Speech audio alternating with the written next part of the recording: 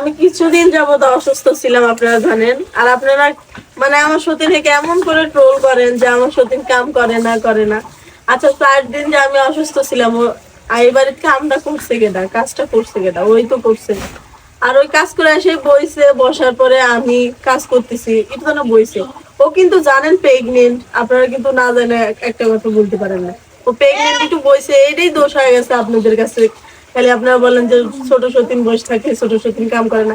আসলে ও অনেক কাম করে, আমি করি, আমি কম করি, এটা হলো বাস্তব। আমি খালি রান্নাটুকুই করি, আর ওর বাড়ির সমস্ত কাজই করে, জানেন। তো আপনারা এমন করে টোল করেন আমার সতীন কাম করে না, আমি খালি কাম করি। আসলে 4 দিন 5 দিন যাবত আমি একবারে বসা ছিলাম, অসুস্থ, এমন অসুস্থ হয়েছিলাম মানে উঠার ক্ষমতা ছিল না।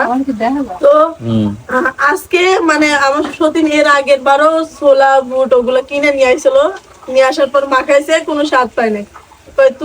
তুই আজকে রান্না কর, আমি সবকিছু করে দিচ্ছি, তুই আজকে রান্না কর, কষ্ট করে হলেও রান্না কর। তোর এই রান্নাটা আমার কাছে অনেক ভালো লাগে, মানে বুট ছোলা এগুলো মাখালি অনেক ভালো লাগে দিন আমার হাতে।